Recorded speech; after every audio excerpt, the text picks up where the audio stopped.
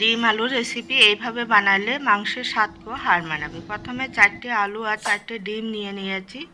তারপর একটা বোলের মধ্যে ডিমগুলোকে অল্প একটু লবণ দিয়ে সিদ্ধ করে নিতে হবে।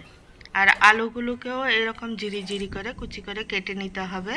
তারপর ডিম সিদ্ধ হয়ে গেলে ডিমের খোসাটা ছাড়িয়ে একটা ছুরি বা সুতো দিয়ে 2 ফালি করে কেটে নিতে হবে। আমি ছুরি দিয়ে কেটেছি, আপনারা চাইলে সুতো দিয়েও এরকম 2 ফালি করে কেটে নিতে পারেন। এবার ডিমের ফালিগুলোতে হাফ চামচ হলুদ গুঁড়ো আর হাফ চামচ লবণ দিয়ে ডিমের গায়ে মাখিয়ে নিতে হবে। কড়াইতে সর্ষের তেল দিয়ে তেলটা গরম হলে ডিমের ফালিগুলোকে এক এক করে ভাজতে দিয়ে দিতে হবে। এবার ডিমগুলোকে উল্টে পাল্টে হালকা লালচে কালার আসলেই তুলে নিতে হবে। তো এগুলো তুলতে একটু সাবধানে তুলতে হবে, ডিমের কুসুমটা যেন বেরিয়ে না আসে। ডিমগুলো ভাজা হয়ে গেছে, এবার তুলে নেব। তারপর ওই তেলে আলুর কুচিগুলোকেও ভেজে নেব। আলুটাকে নেড়ে চেড়ে একটু কালার চেঞ্জ হলেই ভাজা হয়ে যাবে। তারপরে আলুটাকেও ভেজে তুলে নিতে হবে।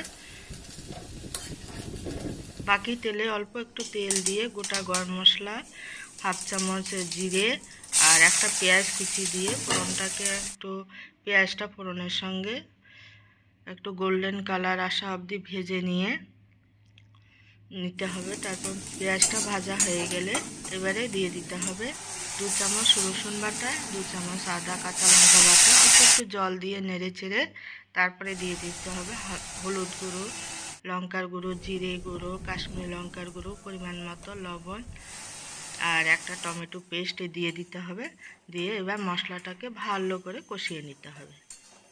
মশলাটাকে তেল ছেড়ে দিলে এবার ভেজে রাখা আলুটা দিয়ে আরও 2 মিনিট কষিয়ে নিতে হবে। কষিয়ে নিয়ে এবারে দিয়ে দিতে হবে পরিমাণ মতো গ্রেভির জন্য জল দিয়ে 2 মিনিট রান্না করে নিতে হবে। আলু সিদ্ধ হয়ে গেলে এবারে দিয়ে দিতে হবে ভেজে রাখা ডিমের ফালিগুলো দিয়ে আরও 1 মিনিট মতো রান্না করে এবারে হাফ চামচ গরম মশলা, 3-4টা গোটা কাঁচা লঙ্কা আর অল্প একটু ধনেপাতা কুচি দিয়ে বাস রেডি হয়ে গেল ডিম আলুর কারি।